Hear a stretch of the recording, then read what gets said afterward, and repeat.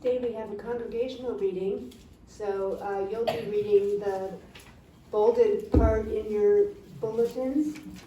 This is called Fire Reading by Lois Van Leer. Roar through my soul, wind and fire, searing heat. Burn all my fears to ash. On the breath of the wind, up to the sun, moon, and stars. snaking paths, Rose for my spirit to follow. sweet, sweet release. And now I'm pleased to invite Catherine up to lead us in our burning bowl ceremony. So we'll sit right still. No, it's not. We still have enough.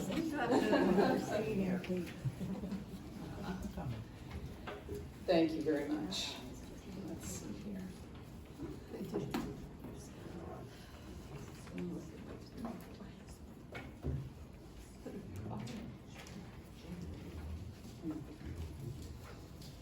Okay. I'm so happy to be here again for our 7th annual Burning Bowl. This is great. I want to say something about the altar for those of you new to the ceremony, because I usually forget later on. The fire bowl, of course, we'll use later, but I use the crystals and rocks to represent our beautiful earth. Some say these crystals and rocks hold a healing energy. They are surely ancient in form, and at the very least represent a form that has witnessed eons of human behavior and endurance, and they still stand. The bowl of water over there represents our life-giving oceans, rivers, lakes, rain, and snow. Sometimes snow, we get snow here. The small amount of smoke that will come later will represent the element of air and connecting our intentions to the whole world, for there's power in unity. As I looked over our past ceremonies and the events of those previous years that shaped the themes of those burning bowls, I remembered mentioning 2020 being akin to a dumpster fire rather than a burning bowl. There were a couple of years during COVID where we set up the burning bowl right outside at the entrance, and Deborah Larson and I collected messages from people passing in the car so we could burn them. And through those years, we created a new connection through Zoom. I mean, we hadn't done that before, but we did that. And we were because we were determined to keep our connection. There were themes of endurance, courage, and compassion. Always something reborn and created again and again. Last year had a bit of a political bent because of everything that was happening, but it was addressed in a mystical way, because that's what this is. This is the mystery. This is about the mystery of living on this beautiful earth at this time. We all gather here with different spiritual or humanistic beliefs, but it's the practice of gathering, community, of the gathering here. We do it for comfort, to dispel our isolation, to remind us of loving connection, to gather strength or to lend our strength, to feel safe or to be clear that we are the protectors. Whatever it is that filters up in our awareness, this practice, this ritual becomes sacred. And I mean how we each view sacredness in our own terms, the sacredness of our understanding. I personally see it as within us, this sacredness. It's what animates us to be awake and alive and unique and creative. We are our own muse if we listen closely. I've heard a lot of talk about transformation this time of year. Like this is the beginning of the turnaround from the darkness we've been experiencing. A lot of talk about that. And maybe it is. Maybe there are layers of higher consciousness available to assist us. I like to think so. And maybe it is just the best version of ourselves, the wiser version, that comes with age and experience and many, many mistakes that steps forward now when we need it. I see all belief systems and all religions, even the earth religions, as the map we choose to navigate for a while or maybe a lifetime. So instead of debating which is the truer set of directions, I suggest we realize it's all going in the same direction. Through this beautiful life to death. Most of you have heard the mystic Ram Dass say, we are all here just walking each other home. I know we can do that for each other. That intention makes life meaningful and rich. It's a picture we want and need after experiencing whatever it is we are letting go of this year. Whether it be circumstantial or self-inflicted. However you personally see it, you are drawn here today for some form of release and transformation to the new next season. And I honor every reason that brought you here. So how do we feed or nourish this transformation within ourselves? For it must start here, and in turn, lift those around us and ultimately the world. This quote by Victor Hugo from Les Miserables. And at intervals can be seen a glimpse of truth, that daylight of the human soul. Taking a pause. Whether it be gathering ceremonies like this, or tracking the movements of the earth by our solstice, or putting our feet on the earth, like at the Amanda hike that's going to happen on New Year's Day. Whatever helps us to pause and appreciate our unique worthiness in this epic story we are involved in the moment. Pause. Refocus. Resolve to use the life we have before us beautifully and intentionally. So what keeps you from this?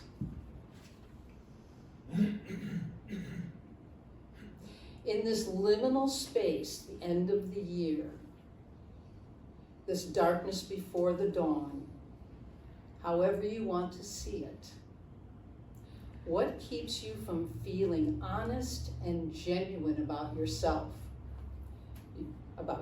your family, and your world? What kernel of misery is keeping you from your finest hour? And we are not yet done with our finest hours, no matter how old we are. There are times of illuminated thoughts and actions available to us all. I am sure of it. I'm absolutely sure of it. Yes, it's a symbolic gesture, burning up what no longer serves, burning down our self-imposed cage. But we live in a world of metaphor and images and archetypes. Let us use them to become the ultimate archetype of the free bird, the phoenix. Okay. So you have your paper, and Steve and Nick will pass out pencils, but don't write yet. You'll have time in a few minutes.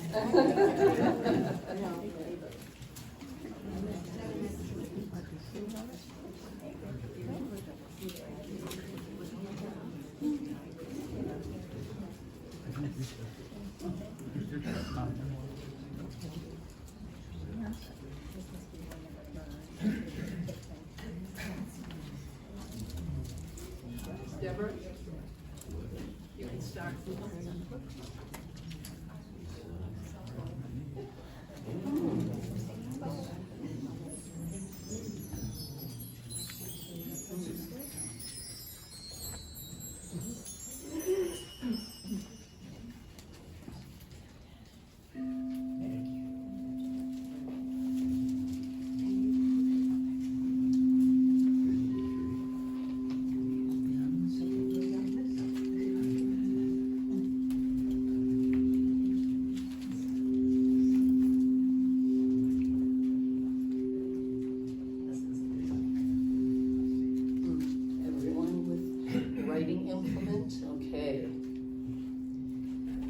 Close your eyes,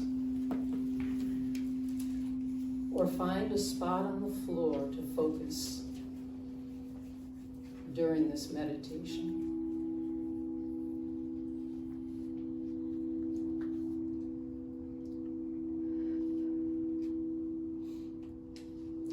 I'll say a few words at first from mystic Rob Bresney. These are just contemplations to bring you to quiet. Then there'll be a few moments of silent meditation as Deborah continues with her sound healing.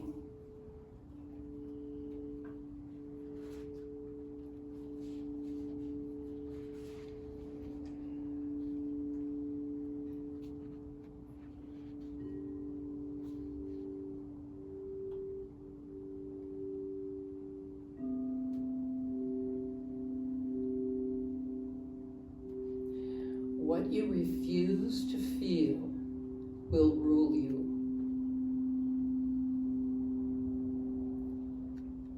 Every ending is an invitation in disguise.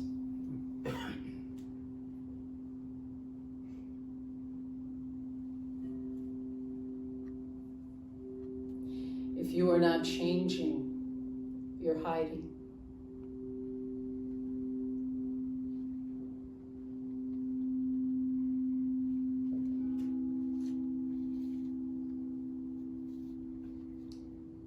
Pay quiet attention. This very moment is recruiting you.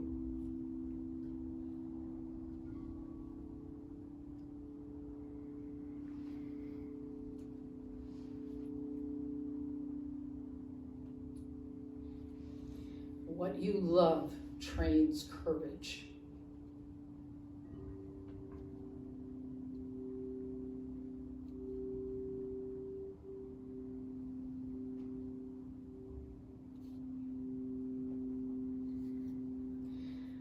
The body remembers truths the mind forgets.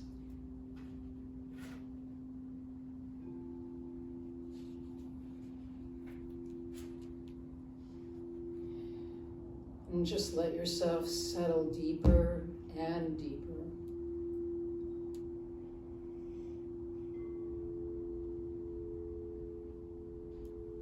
Allowing your intention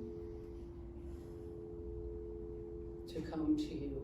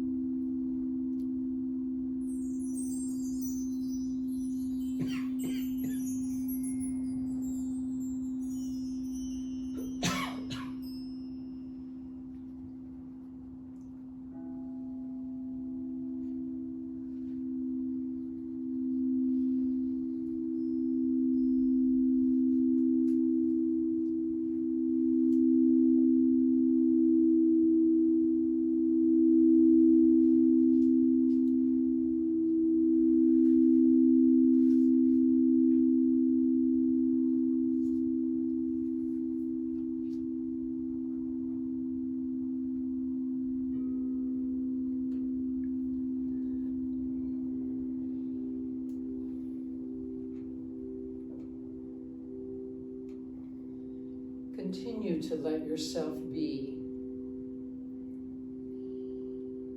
Let yourself pause.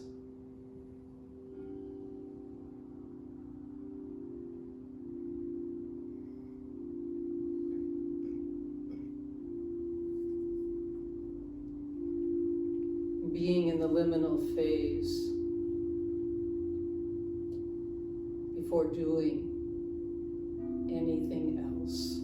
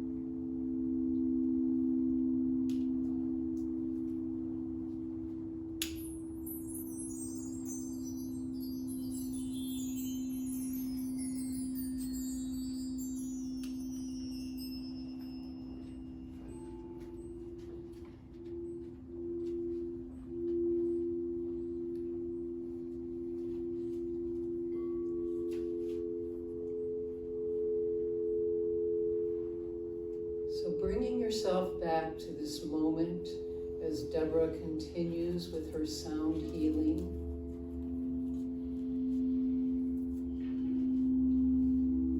It's time to write.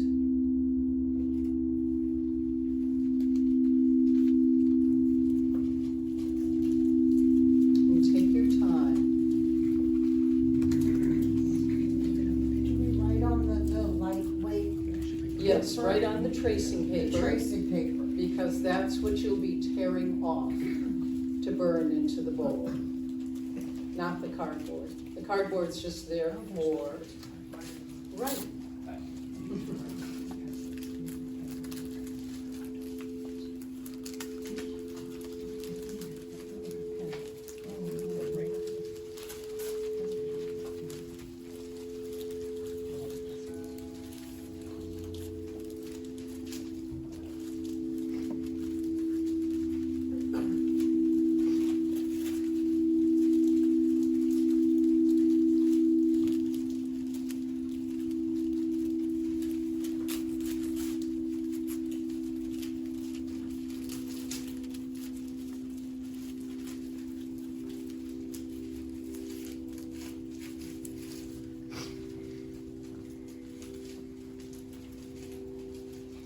This is a prayer for yourself, how you look at prayer, but it's really a personal prayer for yourself.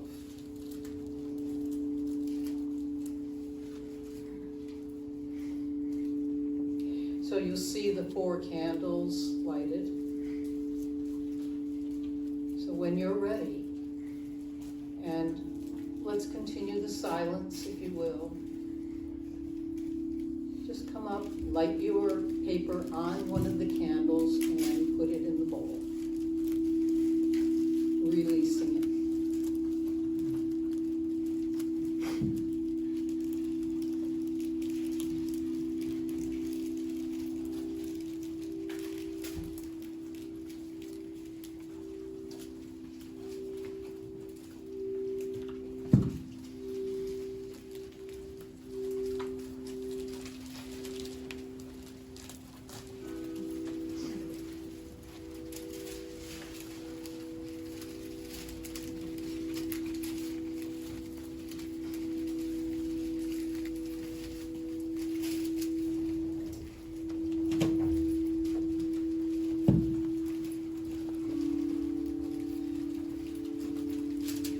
Those of you watching this at home after, you can make your own burning bowl, always.